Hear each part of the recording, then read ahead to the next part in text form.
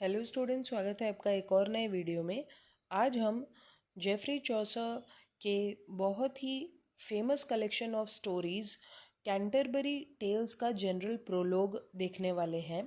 तो Canterbury Tales total 24 stories का collection है और उसका जो फर्स्ट पार्ट है वो एक जनरल प्रोलोग है जिसमें जेफरी चौसर हमें बताते हैं यानी इंट्रोड्यूस करते हैं कि ये जो कहानियाँ हैं वो कौन वो लोग हैं जो उन कहानियों को बोल रहे होते हैं और वो क्यों बोल रहे होते हैं, उनका क्या मकसद होता है, उसके बारे में ये एक इंट्रोडक्शन है। तो चलिए हम इसे स्टार्ट करते हैं। It introduces the frame story in which a group of pilgrims travelling to the shrine of Thomas Becket in Canterbury agree to take part in a storytelling competition and describe the pilgrims themselves। तो ये जो prologue है वो हमें actual story को introduce करता है जहाँ पर बहुत सारे जो पिलग्रिम्स हैं वो पिलग्रिमेज यानी कि तीर्थ यात्रा पर जा रहे हैं। बहुत से लोग थॉमस बेकेट की श्राइन में, यानी थॉमस बेकेट जो बहुत ही बड़े सेंट थे क्रिश्चियनिटी के, वो एक मार्शियर थे। उनको कुछ नाइट्स ने मिलकर मार दिया था। तो वो जहाँ मारे गए थे वहाँ पर वो लोग सब देखने जा रहे थे कैंटरबरी में। उन थॉमस बेकेट की श्राइन को वो लोग देखने जा रहे थे। तो ये सारे जो पिलग्रिम्स हैं वो एक स्टोरी टेलिंग कंपटीशन में पार्टिसिपेट करते हैं और ये जो सारी कहानियाँ हैं वो पिलग्रिम्स सुनाने लगते हैं। The frame story of the poem as set out in the 858 lines of Middle English which make up the general prologue is of a religious pilgrimage। तो जो फ्रेम स्टोरी है पूरी पोएम की वो एक रिलीजियस पिलग्रिमेज यानी तीर्थ यात्रा के बारे में है और ये मिडिल इंग्लिश में लिखी गई है। The narrator Geoffrey Chaucer is in the Tabard in Southwark. तो जो नरेटर है वो जेफरी चौसर ही है और वो टबार्ड इन में बैठे हुए हैं, एक होटल में बैठे हैं जिसका नाम है टबार्ड और ये साउथ वार्क नाम की जगह में है। Where he meets a group of sundry folk who are all on the way to Canterbury. तो वो रोज़मर्रा की ज़िंदगी में जो लोग होते हैं, सन्ड्री फोक यानी जो रोज़ के जीवन में जो लोग होते हैं उनसे वो मिलते हैं इस इन में, और वो सभी लोग कैंटरबरी जा रहे होते हैं ताकि वो थॉमस बेकेट जो सेंट हैं जो मारे गए थे उनकी श्राइन के दर्शन कर सकें। A martyr reputed to have the power of healing the sinful. तो वो एक ऐसे मार्शियर थे जो सिंफुल यानी जिन लोगों ने पाप किया है उनको भी वो हील कर सकते हैं, उनका भी भला कर सकते हैं। तो ऐसे थॉमस बेकेट के दर्शन करने के लिए वो लोग जा रहे होते हैं। The setting is April and the prologue starts by singing the praises of that month whose rains and warm western wind restore life and fertility to the earth and its inhabitants। तो जो setting है वो है अप्रैल का महीना, यानी ये जो जब वो लोग स्टोरीज बोल रहे होते हैं तो अप्रैल का महीना होता है और प्रोलोग स्टार्ट होता है अप्रैल महीने की तारीफ़ करते हुए कि कैसे ये जो महीना है वो बारिश लाता है और गर्म वेस्टर्न विंड भी लाता है जिससे कि मिट्टी में फर्टिलिटी आती है, पौधे उगते हैं और सारे रहीवासियों के लिए ये जो मौसम है बहुत अच्छा है। This abundance of life the narrator says prompts people to go on pilgrimages. तो नरेटर जेफरी चौसर कहते हैं कि इस तरह का जो मौसम है वो इतना अच्छा होता है कि लोग तीर्थ यात्राओं पर जाते हैं।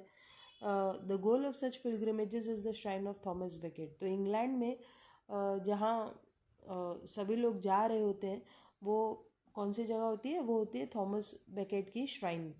The narrator falls in with a group of pilgrims and the largest part of the prologue is taken up by description of them.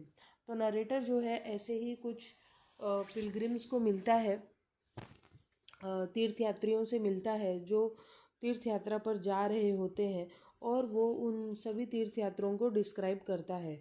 Chaucer seeks to describe their condition. तो वो उनका कंडीशन बताता है, उनके कपड़े बताता है, देयर सोशल डिग्री, वो क्या काम करते हैं, ये सारी चीज़ें चौसर बताते हैं।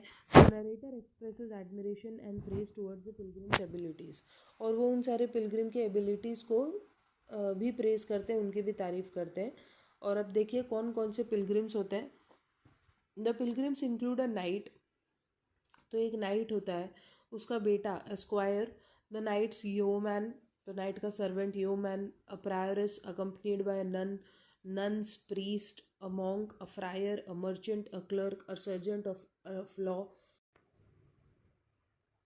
a haberdasher, a carpenter, a weaver, a dyer, a tapestry weaver, a cook, a shipman, a doctor of physic, a wife of bath, a parson and his brother, a plowman, a miller, a manciple, a reeve, a summoner, a pardoner, the host, a man called Harry Bailey, and Chaucer himself. तो ये सारे pilgrims, ये सारे तीर्थयात्री जा रहे होते हैं, जिनके यहाँ पर सारे नाम दिए हुए हैं। तो उनमें एक होस्ट भी होता है, यानी जिसने उन सबको बुलाया होता है वहाँ पे, जिसका नाम हैरी बेली होता है। Proposes that the group ride together and entertain one another with stories. तो जब सबका इंट्रोडक्शन हो जाता है तो होस्ट जो हैरी बेली है वो कहता है कि चलो अब हम सब जाएंगे और एक दूसरे को एंटरटेन करने के लिए, एक दूसरे को एंटरटेनमेंट प्रोवाइड करने के लिए चलो हम लोग एक दूसरे को कहानी सुनाते हैं।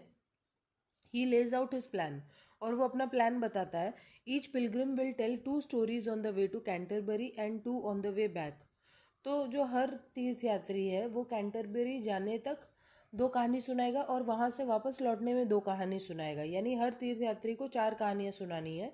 Whoever has told the most meaningful and comforting stories with the best sentence and most solace, line 798, will receive a free meal paid for by the rest of the pilgrims upon their return.